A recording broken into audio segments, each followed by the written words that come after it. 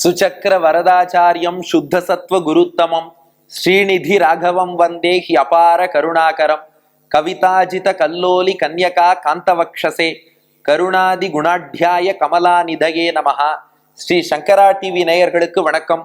புன்னகை ராமாயணம் அயோத்தியா ஸ்பந்தம் 18வது ஸ்லோகத்தை இன்றைய தினம் நாம் காண உள்ளோம். இப்ப காட்சி என்னன்னா, ராமபிரானுடைய பாதுகைகளை பெற்றுக்கொண்டு பரதன் சென்று விடுகிறான். அயோத்திக்குள்ள போகல, வெளியில நந்தி கிராமம் என்ற பகுதி, அங்கே பாதுகையை எழுந்தருள பண்ணி பாதுகைக்கு பட்டாபிஷேகம் பண்ணி பாதுகையின் தொண்டனாகவே அவன் வாழ்ந்து வருகிறான். 14 வருஷ வனவாசம் பூர்த்தி செய்து ராமன் வரக்கூடிய நாளை எதிர்நோக்கி காத்திருக்கிறான். இந்த பக்கம் என்னாச்சா, பாதுகைய பரதன்ட்ட கொடுத்து அனுப்பிட்டான் ராமன். இப்போ சீத்தை ராமனிடம் ஒரு விஷயம் சொல்றாளாம். அதை கேட்டு ராமன் புன்னகை செய்கிறான். அந்த புன்னகையின் அனுபவம் தான் அயோத்தியா ஸ்பந்தம் 18வது ஸ்லோகம். உங்கள் இல்லத்திலும் உள்ளத்திலும் எழுந்தருளியிருக்கும் சீதாராமர்கள் முன்பு ஸ்லோகத்தை விண்ணப்பிக்க தயாராகுங்கள். நீதா ஸ்ரீ பரதேன பாத கமலத்ராணே ரதா பாதுகா தத்காரியம் கலயாமி சாகம் இதியா சம்பிரஸ்திதா ஸ்வாக்ரதா தாம் சீதாம் அவலோக்ய தத்ர தயிதாம் யத்தே முகே சம்பபௌ தன் மந்தஸ்மிதம் ஏவ சம்பிரதமிதம் தஸ்யா சமீபாவனௌ என்பது ஸ்லோகம். இதன் பொருள் என்னன்னா, இப்போ சீத்தை ராமனிடம் சொல்கிறாளாம், சுவாமி ஒரு விஷயம்னா என்னன்னு கேட்டான் ராமன். நீதா ஸ்ரீ பரதேன பாத கமலத்ராணே ரதா பாதுகா. சுவாமி, இதுவரை உங்க திருவடியில பாதுகா தேவி இருந்தா. பாத கமலத்ராணே ரதா, அவதான் உங்க திருவடி தாமரையில கல்லு முள்ளு குத்தாம பாத்துண்டா. ஏன்னா ராமன் திருவடியில எவ்வளவு மென்மையான திருவடி. மலர்மகள் கைவருட மலர்போதில் சிவந்தனர் சுவாமி தேசிகன். மகாலட்சுமி தாயார் கையால் வருடி விட்டா கூட பெருமாள் திருவடி கன்னி போயிடும், அவ்வளவு சாஃப்டான திருவடி. அந்த திருவடியில கல் முள் இதெல்லாம் குத்தாமல் பாதுகா தேவி பார்த்து கொண்டாள். இப்ப என்ன எடுத்துனா, நீதா ஸ்ரீ பரதேன, பரதாழ்வான் வந்து அந்த பாதுகா தேவியை கொண்டு போயிட்டான். அப்போ இனி அந்த வெறும் திருவடியோடு தானே ராமன் காட்டிலே கல்லிலும் முள்ளிலும் நடந்து செல்ல வேண்டும், காட்டிலும் மேட்டிலும் செல்ல வேண்டும். அப்போ எவ்வளவு கல்லு முள்ளெல்லாம் குத்தும். அதனால தற்காரியம் கலையாமி சாகம் இதி, சீதை என்ன சொன்னாளா, அந்த காரியத்தை இனிமே நான் பாத்துக்கிறேன்னா, உங்களுக்கு நானே பாதுகையாக இருக்கிறேன்னா. பாதுகை என்ன பண்ணும், திருவடியில கல்லு முள்ளு குத்தாம பாத்துக்கும். சீதை எப்படி இருப்பான்னா, யா சம்பிரஸ்திதா ஸ்வாக்ரதா, உங்களுக்கு முன்னாடி நான் போயிடுறேன் சுவாமி, தரையில ஏதாவது கல்லு முள்ளு இருந்ததுன்னா அந்த கல்லையும் முள்ளையும் என் பாதத்தில் நான் வாங்கி கொண்டு உங்க திருவடியில எந்த கல்லும் முள்ளும் குத்தாமல் நான் பார்த்து கொள்கிறேன். அதனால சம்பிரஸ்திதா ஸ்வாக்ரதா, முன்னாடி போயிட்டா சீதைன்னார். இதுக்கு வால்மீகி ராமாயணத்திலும் ஒரு பிரமாணம் உள்ளது.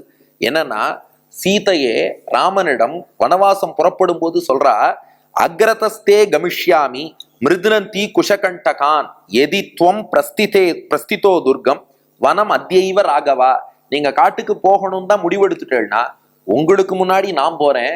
மிருதுனந்தி குஷகண்டகான், உங்கள் திருவடிகளிலே இந்த கல்லும் முள்ளும் குத்தாமல் நான் பார்த்து கொள்கிறேன்னு சொன்னாள். பாதுகா சகஸ்ரத்திலும் சுவாமி தேசிகன் இதே ஸ்லோகத்தை, இதே மாதிரி ஒரு ஸ்லோகத்தை அமைத்திருக்கிறார். என்னன்னா, அக்ரதஸ்தே கமிஷ்யாமி மிருதுனந்தி குஷகண்டகான் இதி சீதாபி யத்விருத்திம் இயேஷ பிரணமாமி தாம் என்று தேசிகனும் சாதிச்சிருக்கார். ஆகையினால சீதை என்ன சொல்லிட்டாலும், புன்னகை ராமாயணத்துல வில்லூர் சுவாமி சாதிக்கிறார், நான் முன்னாடி போறேன், நான் காலில் கல்லையும் முள்ளையும் வாங்கிக்கிறேன், உங்கள் திருவடியில அது குத்தாம பாத்துக்கிறேன். பாதுகையோட டியூட்டி அதானே, கல்லு முள்ளு குத்தாம தானே பாத்துக்கணும். அத திருவடியில இருந்து பண்ணா என்ன, முன்னாடி போய் பண்ணா என்ன, நானே உங்களுக்கு பாதுகையாகி விடுகிறேன்னு சீதை சொல்ல, தாம் சீதாம் அவலோக்கிய தத்ர தயிதாம் எத்தே முகே சம்பபௌ. ராமா, அப்போது உன் மனைவியான சீதையை பார்த்து தன் மந்தஸ்மிதமேவ சம்பிரதமிதம், அப்ப நீ பூத்த அதே புன்னகையைத்தான் இப்போதும் காட்டிக்கொண்டு தஸ்யா சமீபாவனௌ, அந்த சீதைக்கு அருகிலேயே வடுவூரிலே நீ விளங்குகிறாய்கிறார். ஏன்னா வடுவூரிலும் சீதையோடு தானே ராமன் விளக்குகிறான்.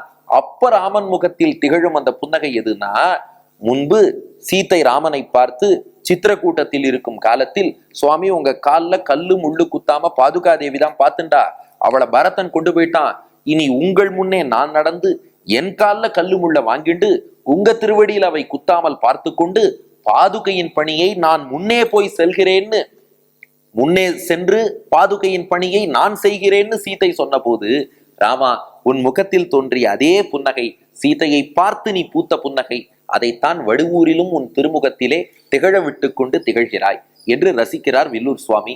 இப்ப 3 விஷயங்கள். இங்கே புன்னகைக்கான காரணம் என்னன்னா, சீதையே பாதுகையாகிறேன் என்று சொன்னாள் அல்லவா, அந்த சீதையின் பெருந்தன்மையை பார்த்து, சீதையின் பதிபக்தியை பார்த்து ராமன் பூத்த புன்னகை, அது புன்னகைக்கான காரணம். 2, இந்த புன்னகை நமக்கு உணர்த்தக்கூடிய செய்தி என்ன அப்படின்னா, பாதுகையை பிராட்டியின் வடிவமாகவே சொல்லக்கூடிய வழக்கம் உண்டு. பாதுகை நம்மாழ்வார் தான், அதுல ஒன்றும் சந்தேகம் இல்லை. மறுபுறம் பாதுகா தேவியை பிராட்டியின் வடிவமாகவும் சொல்வதுண்டு. மஞ்சுராமாயணத்துல வில்லூர் சுவாமி அதை ரசிக்கிறார். என்னன்னா, குஷகண்டன மர்தனம் புரப்பதீநாதஸ்ய விதன்வதீவனே அவனீதல மஞ்சுலாலிதா தனுமத்யா தபனீய பாதுகா.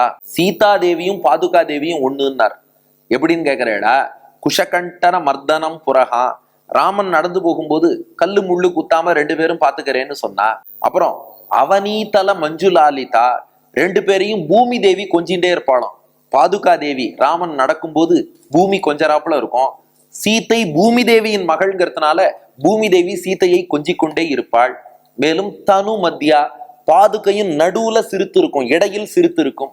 சீத்தையும் சிறுத்த இடையோடு கூடியவள், அதனால சீத்தை தான் பாதுகை. அதனால பாதுகா தேவியை பிராட்டியின் வடிவமாகவே நாம் காண வேண்டும் என்று சொல்வதுண்டு.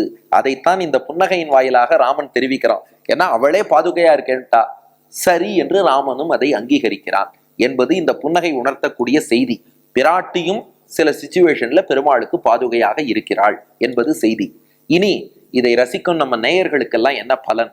வாங்க ஸ்லோகத்தையே சேவிச்சுடுவோமே.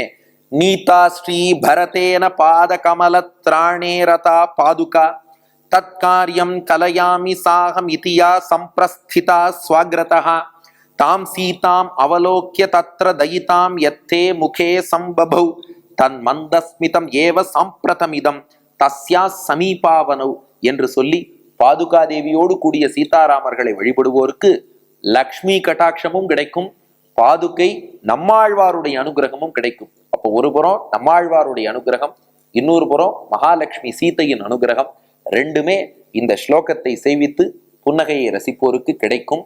இனி அடுத்த ஸ்லோகத்தோடு அயோத்தியா ஸ்பந்தத்தை நாம் நிறைவு செய்ய உள்ளோம். எப்படி நிறைவடைகிறது அயோத்தியா ஸ்பந்தம்ங்கிறத அடுத்த பகுதியிலே காண்போம். நன்றி, வணக்கம்.